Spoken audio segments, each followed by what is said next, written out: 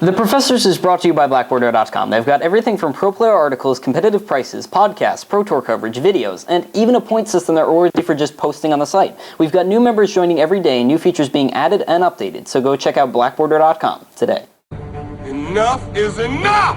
I have had it with these Monday to Friday. snakes on this Monday to Friday. plane! And by snake, I mean this thing. Statistics show that successful casts, specifically on the popular MTGCast network, relate to something on buses and containing the Tralala song by Gunther. So this week's episode will probably not contain any pertinent information.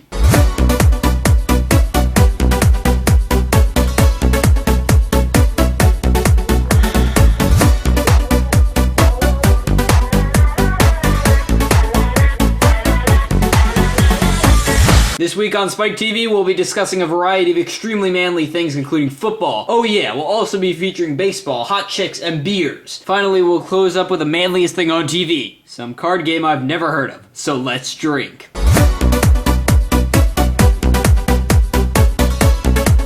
Before we note any of this other absolutely fantastic and super duper players this week, we've got to note one, Derek Jeter. Derek Jeter recently became the new Jolly Green Giant in the room, as not the tallest to set the record, but right now the man on top of the heap. Jeter recently broke Lou Gehrig's record by scoring something like over 9,000 home runs. Lou Gehrig had his run, but after being crippled by a disease that occurs every year to thousands of people, would never play umpire again. Jeter now attracts tons of floating balls with every bat you let him swing. In the third inning, you can even score 10 floating balls if your Jeter's playing double.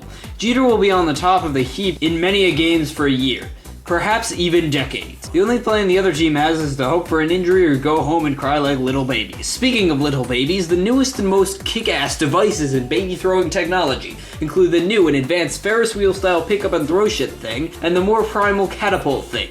While one allows for more tricks and is faster, one allows for a good old faithful toss that is sure to bring more bloodshed in the end. Now you can focus on one opponent with only one device, and more efficiently beat him depending on your metagame of efficient weapons. Speaking of little cute things, our next subject is hot chicks. The newest edition of the Backyard Poultry magazine features a variety of new methods to care for your chicks, and what kinds of chicks you should buy. These white ones here are a little slow, so if your plan is to become the new Michael Vick of your state fair, this breed is not for you, but they're useful for some stuff. For example, these chicks are guaranteed to let you live your miserable life longer and feed your whole family, and they're just so adorable. And as for the funky looking blue chicks, they are, once again, a little slow for the style of race going on in today's competitive racing competitions, but they allow for a very modular environment. They're willing to do anything to win the race, and if they lose, they make delicious chicken McNuggets.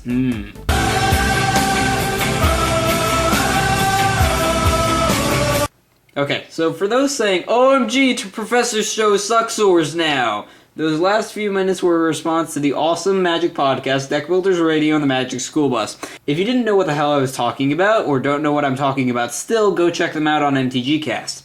As for the second segment this week, it is serious, I promise. It was just that, for today, Monday the 21st, when this show was written and recorded, I found it appropriate that because of the lack of real interest in spoilers, I'd go off topic. As for the allies of the set, let's cover a few things. Allies are like New Age slivers. They all help each other out. However, while slivers were not always combat-oriented, allies are clearly more spread out in Zendikar, and being that all of their abilities often trigger when that creature or another ally enters the battlefield instead of when the creature is already on the battlefield, they'll likely result in being slower than slivers.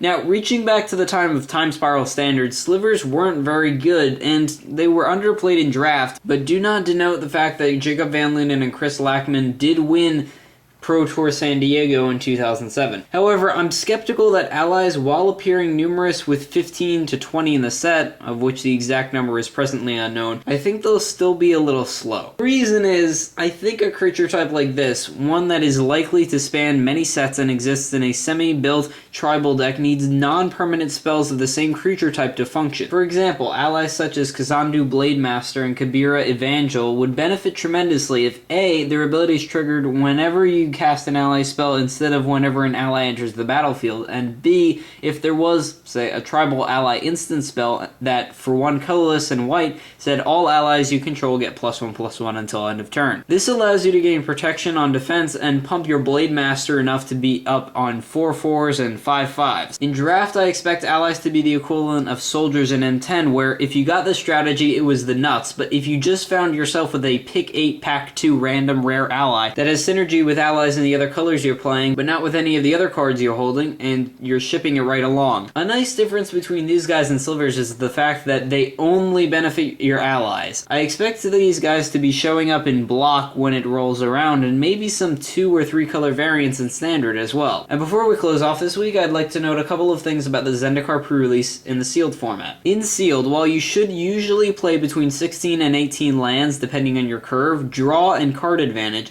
Zendikar appears to suggest that you should play between 20 and 22 lands, depending on the number of landfall abilities you've slipped in. If you've got 10 you plan to play 21 lands. More, you can easily push for 22.